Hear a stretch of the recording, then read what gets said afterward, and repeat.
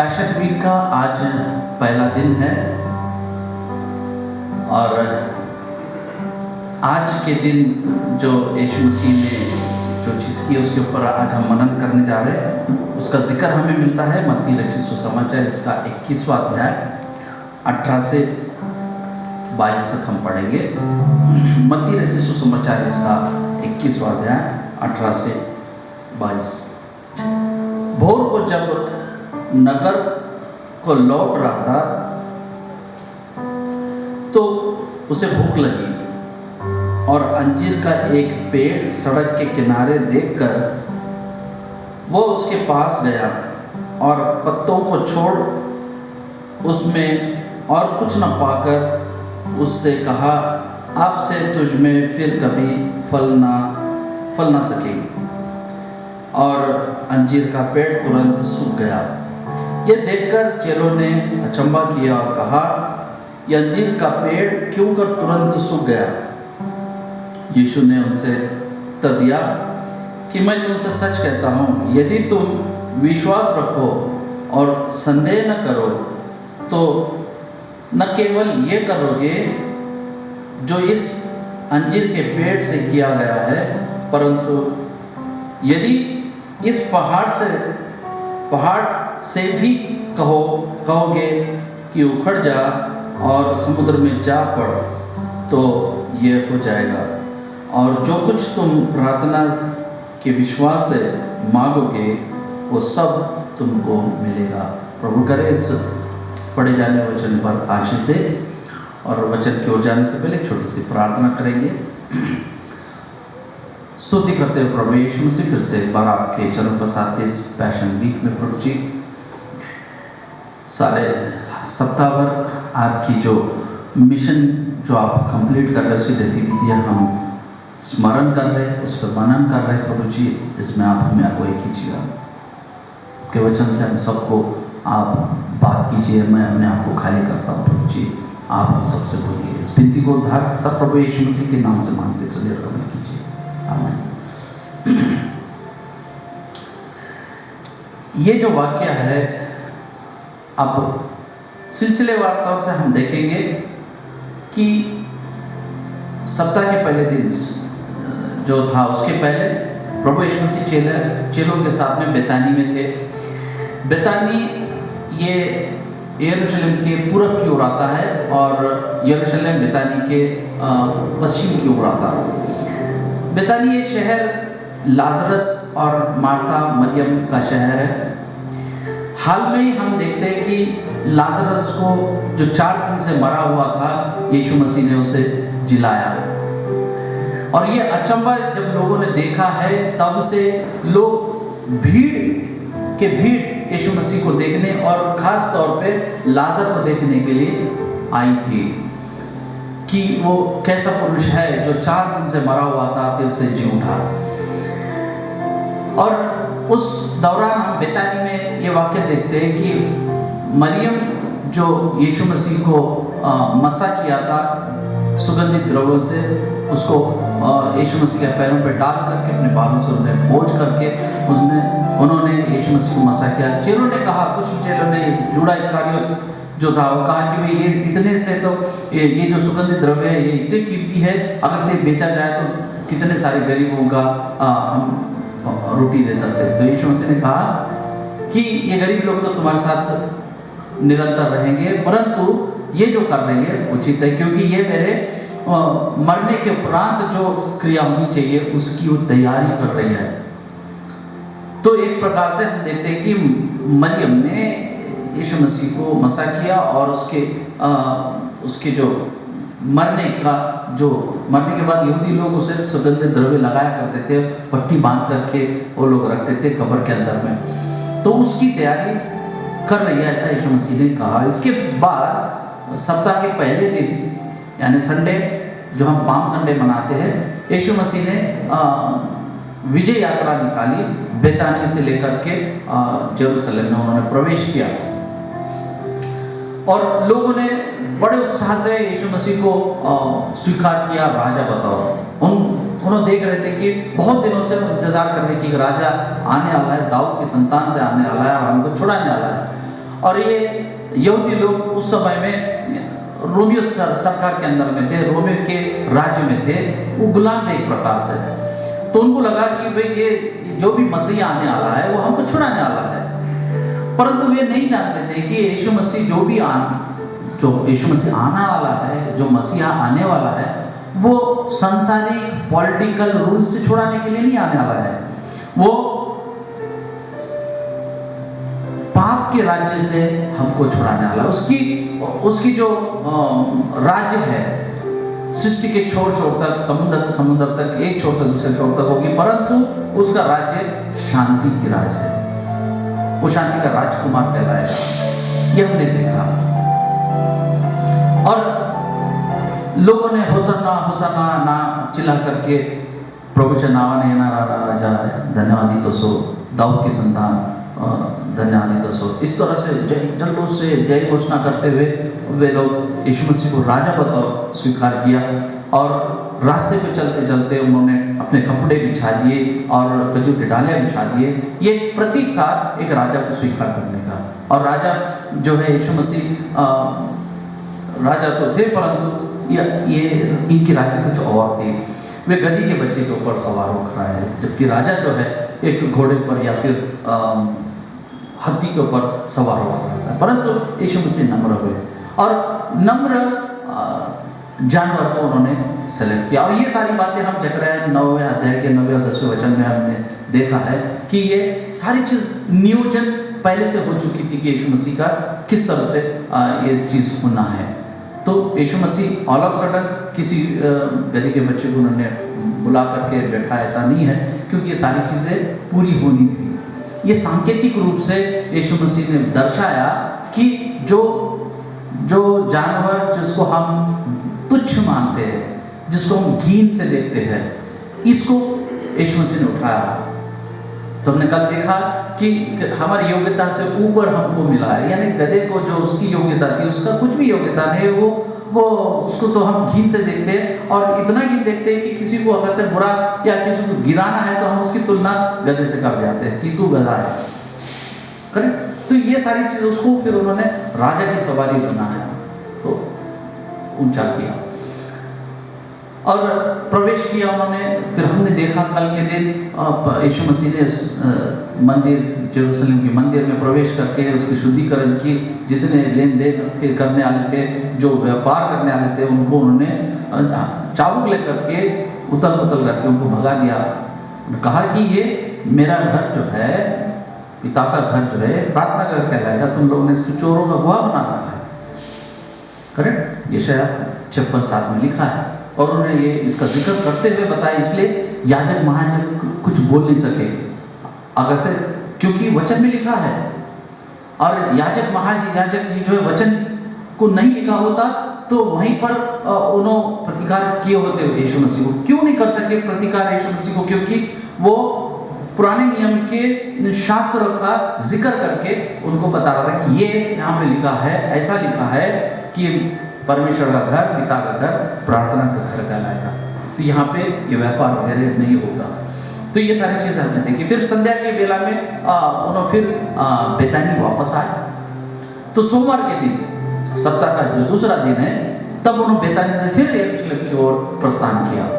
तो रास्ते में जाते वक्त में हम देखते हैं कि एक अंजीर का पेड़ के पास आए, क्योंकि यीशु मसीह को भूख लगी थी, कुछ आशा से कि अंजीर का फल की आशा से अंजीर के पेड़ जो हरा भरा दिखाई दे रहा था, वो उसके पास गए और पाया कि उसमें कोई फल नहीं थे। और लूका रचित सुसमाचार में ऐसा लिखा है कि वो अंजीर का फल देने का सीजन नहीं था, उसका समय नहीं था। फिर भी यीशु मसीह ने एक्सपेक्ट किया। एक्चुअली ये जो फिग ट्री है, ये जो अंजीर का जो पेड़ है, बहुत लोग, कुछ लोग अंजीर का पेड़ को इजराइल को संकेत करते हैं, लेकिन जैतून का पेड़ को इजराइल को संबंध रखते हैं बहुत सारे लोग। और फिग ट्री यानी अंजीर का पेड़ यानी सारे नेशंस, सारे देश जितने भी जो इजराइल को छोड़ करके वो फिग ट्री मानते थे। और ये फिग ट्री जो है, ये जो अंजीर का पेड़ है, इसकी लकड़ियाँ जो है ना, ये जो पाया जहाँ पे होम बलि या बलि चढ़ाते थे उसको जो जलाने के लिए इसका इस्तेमाल करते थे। ये जो अंजीर का पेड़ है, ये अंजीर के पेड़ की खासियत ये है, ये साल में 2 बार फलता है। एक बार विंटर में, एक्चुअली ये विंटर के अंदर में जो फलता है तो उसका जो फल है वो बहुत मीठा होता है, तो ये रिच मैन फ्रूट बोलते हैं हम लोग, क्योंकि ये जो यहूदी, ये जो इज़राइल है, ये मेडिटेरेनियन सी के पास है, कोस्टल एरिया में, और मेडिटेरेनियन सी के जितने भी पास में वो मेडिटेरियन क्लाइमेटिक रीजन कहते हैं। और ज्योग्राफी के अंदर में ये खास क्लाइमेटिक रीजन है जहाँ पे सर्दी के अंदर में बरसात होती है। ये एक ही संसार में ऐसी जगह है जहाँ पे ठंडकाल में बारिश होती है। बाकी के पूरी जगह संसार में बारिश जब भी होती है तो ये धूपकाली में होती है, परंतु ये एरिया जहाँ पे इजराइल है वहाँ पे ठंडकाली में बारिश होती है। और जब वो बारिश के मौसम में, मतलब कि जब भी बारिश होती है और जो फूल फलता, जब अंजीर के पेड़ या बाकी के पेड़ में जो फलते हैं ये मीठे होते हैं। और ये मेडिटेरियन क्लाइमेटिक रीजन खास फेमस इसलिए है, यहाँ पे फूल के और फल के पेड़ बहुत पाए जाते हैं। इसलिए यीशु परमेश्वर ने कहा कि अब्राहम को क्या कहा कि मैं तुझे वो जगह लेकर जाऊंगा जो दूध और शहद का है। शहद कैसा आता है? शहद जहाँ पे फल फूल जहाँ पे ज़्यादा है वहाँ पे शहद ज़्यादा बनता है। और ये जो जगह है ये मतलब कि एनिमल हस्बेंड्री यानी पशुपालन के लिए बहुत अच्छी जगह है, तो इसलिए दूध भी मिलेगा और शहद भी मिलेगा। इसलिए परमेश्वर ने अब्राहम को कहा था कि मैं उस देश में ले जाऊंगा जहाँ पे दूध और शहद है। तो ये बहुत ब्यूटीफुल प्लेस है। जितने भी फिल्म की शूटिंग वगैरह होती है ऐसे क्लाइमेटिक रीजन की जगहों पे होती है जहाँ पे बहुत फल फूल के झाड़ है, सीनिक ब्यूटी है। तो कुछ डिकेड्स पहले जब इजराइल को इंटरनेशनली बैन किया था तो 3 टैंक दूध जो एक्सपोर्ट के लिए तैयार थे इजराइल से, तो उनसे कोई भी रिश्ता नहीं रखा, तो वो सारे टैंक में वैसी दूध पड़ा था। उसको मेंटेन करने का कॉस्ट दूध की कॉस्ट से भी ज़्यादा होने की वजह से इजराइल की जो गवर्नमेंट है उन्होंने कहा कि ये सारा चीज़ है कि नहीं, खेतों में हम इसको इरिगेशन में यूज़ करेंगे। दूध से उन्होंने इरिगेशन किया, उन्होंने बहा दिया 3 टैंक शिप के उन्होंने बहा दिया। तो जब मैं पढ़ा था मैं न्यूज़ के अंदर में, तो मेरे को एकदम से वो परमेश्वर की वाचा मुझे याद है कि मैं तुझे वो शहर में जाऊँ जहाँ दूध और शहद बहता है। तो सच में भी आज दूध इजराइल के अंदर में बहा, उन्होंने भले जो भी रीज़न से हो उन्होंने बहा दिया। तो ये जो फिग ट्री है ये सर्दी के वक्त में एक बार फलता है और स्प्रिंग के सीजन में, पतझड़ के बाद जब नई पत्तियां आती है तब भी फलता है, लेकिन तब का फल जो है वो मीठा नहीं होता है, इसलिए वो पुअर मैन्स फ्रूट बोलते हैं उसको। गरीब लोगों के लिए वो लोग क्या करते हैं, दान करते जो भी है। तो अब ये जो सीजन है पासओवर का जो सीजन है, पासओवर का जो फेस्टिवल है जिसको क्या बोले अख़मीरी रोटी का जो पर्व है वो करीब था। तो ये जो अख़मीरी रोटी का जो पर्व है ये भी लगभग स्प्रिंग के आसपास में आता, परंतु स्प्रिंग के बाद में फलने का जो सीजन है अंजीर का वो होता है। पूरी तरह से ये फलने का सीजन नहीं था, तो भी यीशु मसीह ने देखा कि हरा भरा है पत्तियां, करेक्ट। अब इजराइल के अंदर में फिग ट्री के जो पत्तियां हैं इसका उनके इसमें ऐसा विश्वास है कि वो एक्सक्यूज का प्रतीक है। एक्सक्यूज यानी ऑलिव ट्री का जो पत्तियां हैं वो शांति का प्रतीक है। हम देखते हैं जब शांति यूनाइटेड नेशंस के अंदर में शांति का प्रतीक है कबूतर, 2 पत्तियां जो लेकर जा रहा है वो जैतून के पत्तियां हैं, ऑलिव ट्री की पत्तियां हैं, वो शांति का प्रतीक है। लेकिन अंजीर का जो पत्ती है, पत्ता जो है ये एक्सक्यूज का प्रतीक है। अगर से पीछे हम देखेंगे एदन बाग के अंदर में जब आदम हवा ने पाप किया था तो वे किस पत्तियों से अपने बदन को ढक रहे थे? वो अंजीर की पत्तियां थी, है ना। अंजीर की पत्तियां यानी एक्सक्यूज से अपने आप को ढक रहे, इसका अर्थ ऐसा निकलता है। आदम हवा एक्सक्यूज की पत्तियों से अपने आप को ढकने लगे, वो एक्सक्यूज ही दे रहे थे। जब परमेश्वर ने पूछा कि भाई तुम क्यों खाए, तो वो दोनों भी एक्सक्यूज देने लगे। तो अंजीर की पत्तियां एक्सक्यूज का प्रतीक है। तो जब यीशु मसीह ने देखा दूर से कि बहुत हरा भरा अंजीर का पेड़ है, यानी ये बहुत सारे एक्सक्यूज का पेड़ है। जब परमेश्वर यीशु मसीह जब हमारी ओर देखता होगा तो हम बहुत अच्छे लगते होंगे, हम बहुत हरे भरे लगते होंगे। वाह क्या बात है ना, ये बंदा मेरा जो है ना रोज चर्च जाता है, रोज प्रार्थना करता है, रोज बाइबल पढ़ता है, वो फिर अच्छे रेगुलर चर्च को है और सारे हो सकता पास्टर कमेटी में है, सारे काम करता हो। ऐसा ऊपरी रूप से जब हम परमेश्वर हमको देखता है, यीशु मसीह हमको देखता होगा तो हम हरे भरे नजर आते होंगे। लेकिन जब मिशन का काम आता है, जब यीशु मसीह का काम आता है, जब यीशु मसीह के आज्ञा को पालन करने की बात आती है तो हमारे पास एक्सक्यूजेस होते हैं। हमारे पास सिर्फ पत्तियां के सिवा कुछ नहीं मिलेगा। यीशु मसीह को देने के लिए हमारे पास कोई फल नहीं होगा। करेक्ट? तो ये चीजें हैं। तो हमारे करतूत में और हमारे बातों के अंदर में विभास दिखाई पड़ेगा, है ना। हम हरे हरे भरे दिखते तो रहते हैं लेकिन हम फलने वाले नहीं हैं। जबकि यीशु मसीह हमको फल देने वाला एक्सपेक्ट करता है कि हम उसे फल दें, क्योंकि सीजन में तो आएगा ही आएगा, लेकिन हम निरंतर उसके लिए फल देना चाहिए। क्योंकि अब सीजन नहीं रहा, अभी सीजनल नहीं रहे। अब हम क्या करते हैं कि सीजनल हमारी बातें भी सीजनल होती है। अब लेंट सीजन आएंगे तो हम अच्छे बनेंगे, सीजनल है, और अच्छे बनेंगे, 40 दिन उपवास करेंगे, सारी अच्छी बातें करेंगे। वो दारू पीने वाले छोड़ देते हैं, फिर सिगरेट पीने वाले सिगरेट छोड़ देते हैं, कुछ लोग मटन खाना छोड़ देते हैं, अच्छी बातें करते, झूठ नहीं बोलते, अपने आप को बहुत अच्छा करते हैं। ये सीजनल हो गए हम लोग। सीजन होने के बाद फिर हम जैसे थे वैसे हैं। तो प्रियो ये सीजनल यीशु मसीह एक्सपेक्ट नहीं करता है। तो ये इसके अंदर में एक वार्निंग हमारे लिए छिपा है कि यीशु मसीह निरंतर हमको चाहता है कि हम फल दे, सिर्फ हरे भरे रहे और एक्सक्यूजेस दे, ये एक्सपेक्ट नहीं करता। इसलिए उन्होंने उसको श्राप दिया था। एक चीज़ है ये वार्निंग की। दूसरी चीज़ ये है कि उन्होंने उनको फेथ का एक पार्ट दिया। यीशु मसीह ने तो जब चेलों ने कहा कि रब्बी ये आपने श्राप देते ये सूख गया है, तो यीशु मसीह ने क्या कहा उसके कि विश्वास अगर से तुम्हारे पास हो तो इससे भी बड़ी चीज। आपने कहा कि भाई पहाड़ को जाकर के समुद्र में पड़ जाओ तो आपके लिए हो जाएगा, आप संदेह न करो। तो लिखा है कि यीशु मसीह ने यह भी कहा कि आप राई के जितना भी आपके पास विश्वास होगा तो आप फिर से पहाड़ हो गए समुद्र में जाके गिर जाए तो गिर जाएगा। तो विश्वास का एक पार्ट, दो चीजें आज इस वाक्य से हम देखेंगे, सीखेंगे। पहली बात तो है हम जो है ये एक्सक्यूज देना बंद करें, हम अपने आप को करेक्ट करें। सिर्फ हरा भरा दिखे, परमेश्वर यीशु मसीह सिर्फ हरा भरा दिखना नहीं चाहता, हमें वो फल देखना चाहता है। तो हम उसके लिए फल देने वाले बने, वरना हमें काटा जाएगा।